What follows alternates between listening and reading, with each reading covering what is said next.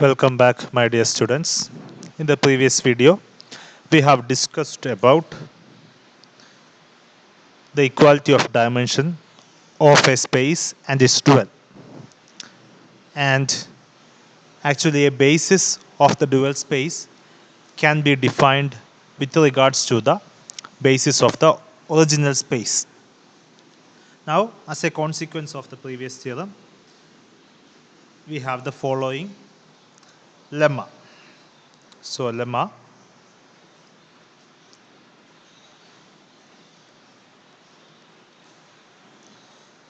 let X be a finite dimensional vector space. Let X be a finite dimensional vector space.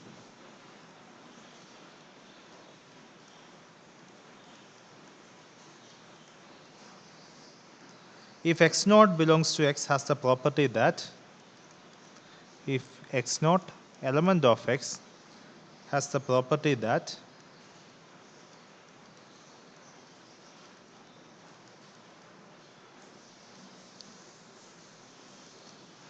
f of x naught is equal to 0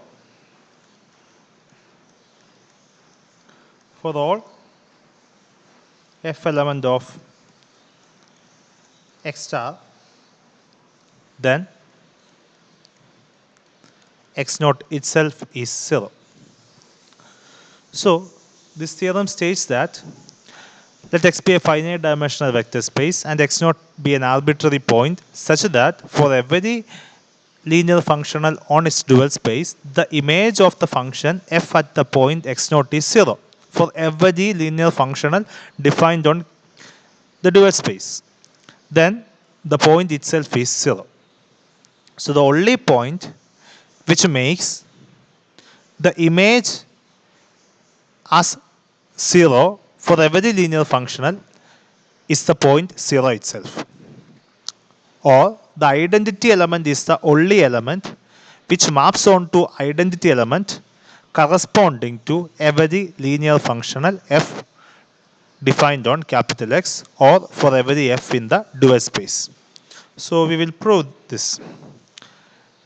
So the proof is, it is quite simple. Given that X is finite dimensional, so let dimension of X is equal to n. Let E1, E2, etc. En be a basis of capital X. Then, since x naught is an element in capital X, x naught can be written as a linear combination of the elements of E1, E2, etc. En. So, x naught should be equal to summation I is equal to 1 to n theta I En. Now, given that f of x naught is equal to 0 for every f element of x star. So, f of x naught for any particular f element of x star is f of summation I is equal to 1 to n theta I E8, which should be equal to, by the property of linearity, summation I is equal to 1 to n theta I times f of E8, which can be written as summation I is equal to 1 to n theta I alpha I, which is given as 0. Now, it is given that this is 0 for every choice of f in x star. So in particular, if you choose fj's or fk's, which is an element in x star, we must have fk of x naught also should be equal to 0. And fk of x naught should be equal to summation I is equal to 1 to n theta I fk of ei. Now fk of ei is delta ki. Fk of ej is delta kj. So this is should be equal to summation I is equal to 1 to n theta I delta ki, which is actually theta I. for, I think, zeta k, for k varies from 1, 2, 3, etc. n. Now, fk of x naught is equal to 0, which means that zeta k is equal to 0. So, zeta k is equal to 0 for k varies from 1 to n, which means that we have written x naught as summation j is equal to 1 to n zeta I ei. Here zeta k or zeta I is equal to 0 for I varies from 1, 2, 3, etc. n, which means that it's a linear combination of the elements 0. Linear combination of 0 is actually 0 itself. So x naught is equal to 0. So what we have done is we have chosen an x naught. We wrote it as a linear combination of even into etc. en.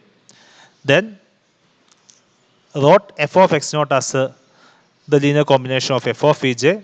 This should be true for every f.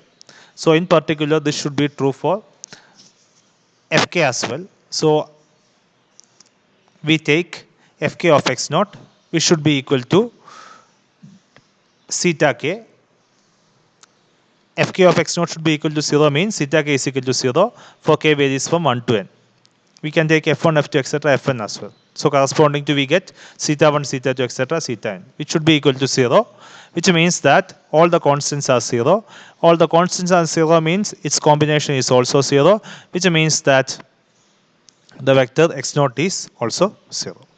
So if f of x naught is equal to 0 for every f element of x star, then x naught itself should be equal to 0. So the only element which maps onto the identity element for every linear functional is the identity element itself. So this is actually a consequence of the previous theorem. Now using this, we can actually establish a classic theorem, which is the algebraic reflexivity of every finite dimensional vector space. So theorem, which is actually a consequence of the previous theorems, a finite dimensional vector space is algebraically reflexive. A finite dimensional vector space is algebraically reflexive.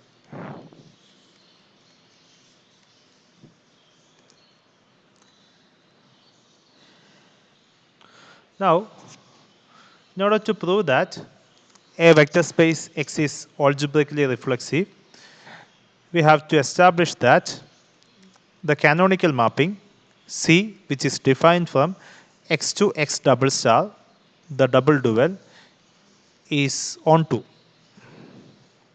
That is, the range set of C should be equal to X double star. If this condition holds, then we say that the space X is algebraically reflexive. We have already established that this canonical mapping is linear. So C is actually linear. So we have to prove that here. We have already established that. So I'm just quoting that. Now we will prove that range set of C is equal to X double star by establishing the fact that the dimension of X double star and the dimension of X should be equal. So what we are going to do is we are going to prove that dimension of X is equal to dimension of X star. Okay. So, and also we have a result that if C is a linear map, the dimension of the domain space and the dimension of the range space should be equal to same. So using that, we will, if we could be able to establish this, dimension of X should be equal to dimension of R of C should be equal to dimension of X star. Then this implies dimension of range set should be equal to dimension of X double star. From that we conclude that range set should be equal to X double star. That is, our space is algebraically reflexive. So that's what we are going to prove. That's the outline of the proof. So C is given to be linear. Now, in order to prove that these dimensions are equal, we have to establish that C inverse exists.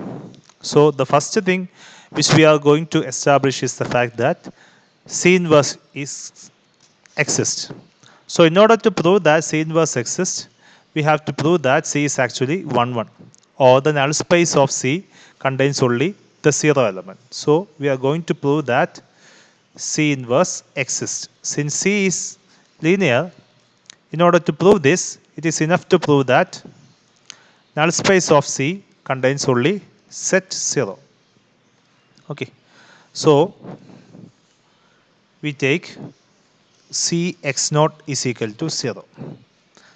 Then is C x naught is equal to 0 implies x naught is equal to 0 means that the null space contains only the 0 element. This implies C x naught of f, which by definition is equal to G x naught of f, which by definition should be equal to f of x naught is equal to 0, since we have assumed that C x naught is equal to 0 for every f element of x double star, x star. So which in turn means that for every f element of x star, f of x naught is equal to 0 implies that x naught is equal to 0 by previous lemma. So you have to quote that lemma here. This is the lemma. So for the finite dimensional vector space, for every x naught belongs to x has the property that f of x naught is equal to 0 for every f, then x naught itself is 0. Here C x naught is equal to 0, which otherwise means that f of x naught is equal to 0 for every f element of x star, which means that x naught is equal to 0. So which means that null space of C contains only 0 element. Now null space contains only 0 element means by theorem 2.6.10 we have C inverse exists, since C is linear operator and C inverse is also linear. So C is defined from x to x R of range set of C, which is actually a subset of x double star, and C inverse is defined from the range set of C onto x. So C inverse exists. Now using the same theorem, using the third part of the theorem, dimension of D of C, the domain of C, and the dimension of the range set of C should be same. Here the domain is x, the range is R of C, so dimension of x should be equal to dimension of R of C. So write this as equation number 1. So in the previous theorem, we have established that dimension of x should be equal to dimension of x star. The dimension of the dual space and the original space are same whenever the space is actually finite dimensional. So by theorem 2.9.1, quote that theorem here. Now dimension of x is equal to dimension of x star. We have already established that dimension of x is equal to dimension of R of C, which means that it should be equal to dimension of R of C. And also, if we consider x star as a vector space, then using the same theorem 2.9.1, we can prove that dimension of x star should be equal to dimension of x double star. You only have to replace x by x star. Then its algebraic dual is actually x double star, we have proved that dimension of x is equal to dimension of x star. If you replace x by x star, we get dimension of x star is equal to dimension of x double star. So dimension of x star is equal to dimension of x double star, and dimension of x star is equal to dimension of R of C. From these two, we can conclude that dimension of x star should be equal to dimension of x star should be equal to dimension of x, which should be equal to dimension of R of C.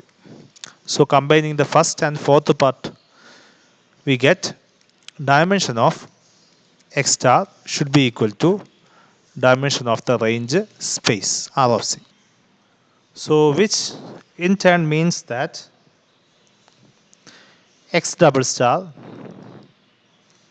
should be equal to R of C, because if C is linear map from x to some subspace x double star which is linear, then its range set is a vector space.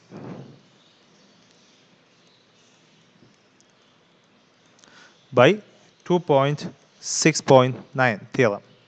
So X is a vector space, C is a linear map, then its image or the range should always be a vector space.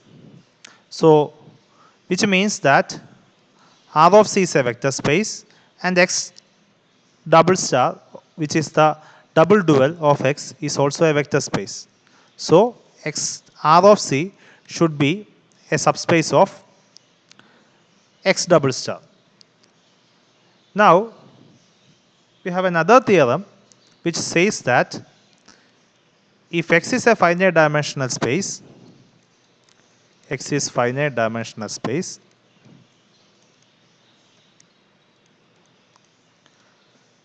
and Y is a proper subspace of X, then dimension of Y should be less than dimension of X. So if R of C would have been a proper subspace of X double star, since R of C is a vector space, then by this theorem, which is actually 2.1.8, by this theorem we must have dimension of R of C less than dimension of X double star. But we have already established that X double star has the same dimension as the range space. So R of C or the range space of C cannot be a proper subspace of X double star. So which means that X double star should be equal to R of C, which means that X is algebraically reflexive, because R of C is equal to X double star means C from X to X double star is actually onto, which means that X is algebraically reflexive. So let's recollect the theorem. We have to prove that every finite dimensional space is algebraically reflexive. So we take an arbitrary finite dimensional space X, and there exists a canonical map C from X to X double star. In order to prove that X is algebraically reflexive, we have to prove that R of C is equal to X double star. So the only thing which we are going to prove is dimension of R of C is equal to dimension of X double star, which clearly establishes that R of C should be equal to X double star, because R of C is a vector space. So clearly C is linear, which we have already established. In order to prove that dimension of R of C is equal to dimension of X double star, the first thing which we are going to prove is dimension of X should be equal to dimension of R of C. For that, we prove that C inverse exists. In order to prove that C inverse exists, we have to establish that null space of C contains only the set 0 element. So for that, we consider Cx0 is equal to 0. Cx0 is equal to 0 by definition. Cx0 of f is equal to 0 for every f, which means that f of x0 is equal to 0 for every f, which in turn means that x0 is equal to 0. using a previous lemma. That is, Cx naught is equal to 0 implies x naught is equal to 0. Which means null space of C contains only 0 element. So by theorem 2.6.10, C inverse exists and C inverse is also linear, and dimension of R of C should be equal to dimension of X, or the dimension of the domain and the dimension of the range should be equal to same. So we have established that dimension of X and dimension of R of C are same. You have to quote all this theorem.